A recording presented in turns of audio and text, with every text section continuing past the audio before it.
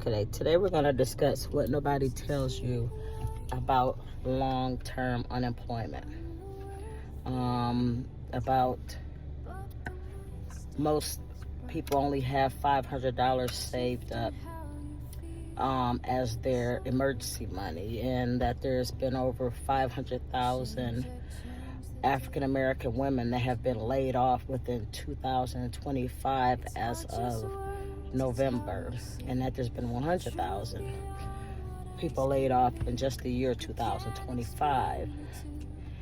And also that there's some people that have been laid off long term for over a year.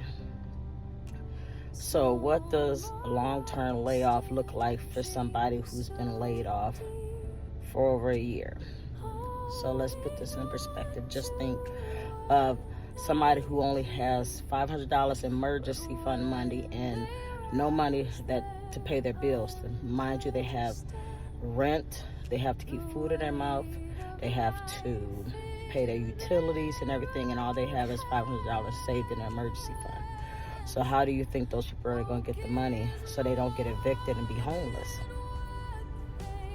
What are the things that people are doing that are unemployed and don't have no job outlook that looks like they're going to get one within the next month, year? It doesn't look good. Well, a lot of them are doing whatever they have to do.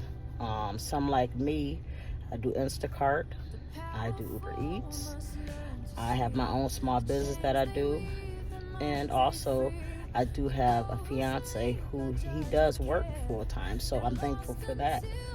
Not only that, I have two of my children that still reside with me, so that helps my situation some. But that's not saying that we want to rely on our family members, because it's nothing like having your own income, so that plays in a role. What does it do on your mental over time? How does it affect us mentally, knowing we have to rely on somebody solely? I'm sure statistics will show that the depression rate is up because so many people are unemployed currently. It makes people's mental, and so many other things. Taking considerations, just because somebody can rely on somebody doesn't mean they want to. So you have to take that in consideration, especially coming from someone who's been independent and have been able to provide for themselves most of their life. You think they just want to have to rely on somebody else to take care of them when they're very well capable of going out there to work and help their living situations and pay bills with their partner? Do you think they really want all that burden on their partner or family members?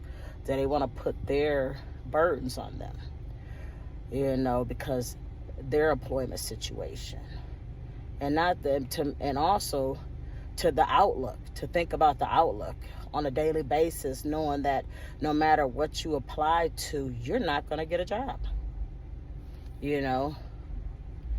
and I'm not just talking about the beginning stage of being unemployed. I'm talking about years of being unemployed. It's not the beginning stage when everything looks promising. I'm talking about years later when you're just applying just to be applying, to have something to do, to have a schedule and something to do throughout your day. Because when you become unemployed, you have to have a schedule of things you do throughout the day to make it almost like you do have a job and you have some kind of goals in life, even going back to college, that's a financial thing, because once you have done most of your classes, you're going to have to go in person to college. So that consists of gas, and it may consist of money out your pocket if it doesn't, financial aid doesn't cover any of that. So let's talk about the long term of this. Let's talk about the fact that long term, some of us are aged adults, which I'm 46. I'm 46 years old, so Let's talk about the fact that I'll be retirement age in 20 years. So anything I had saved for retirement is gone because I've had to use my emergency and savings to make a living for the last years. So you need to think of that and take that in perspective, And I'm not the only one that is affecting. I'm talking about thousands of people that are going through this. I'm just one of the thousands. U.S. unemployment rate has increased, and the unemployment rate was at 7.8 million. 7.8 million people unemployed. Do you know how many people that is?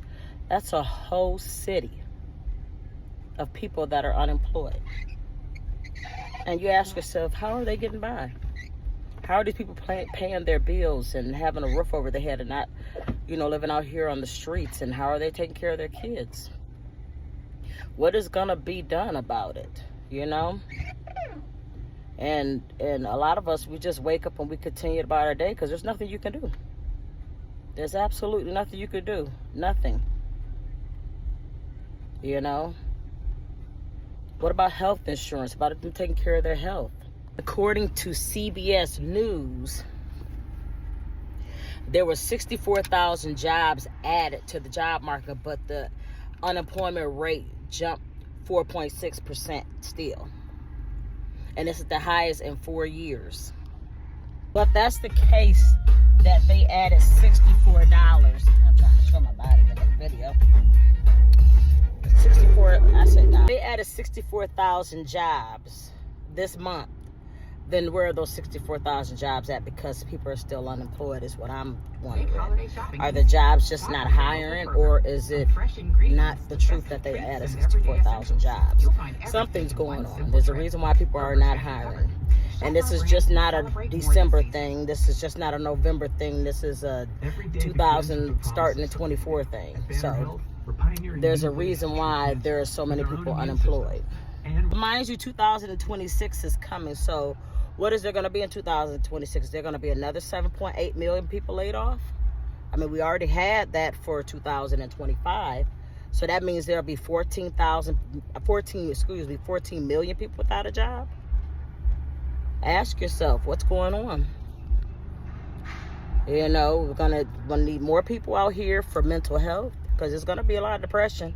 So, and then they're trying to cut funding for school for certain degrees. So how are you going to have people go to school, have enough people out here for people that need counselors and therapists and stuff like that, and psychiatrists, if you're cutting all these things and nobody has jobs?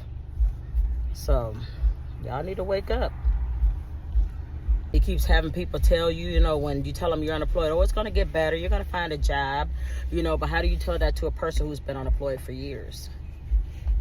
You can't really say that to them and make them think that it's promising out here because they woke up every morning for the last couple of years or the last year without a job to go to. So, people who say that to people need to actually take consideration of somebody's feelings because they've probably heard that many times before you told that to them. We're out here asking for a handout because they want a job. This is something that, we were born in the U.S. that we should, that was supposed to be accessible to us, So it's not like we're asking for a handout because that's not a handout when you're doing a job and a service to get paid,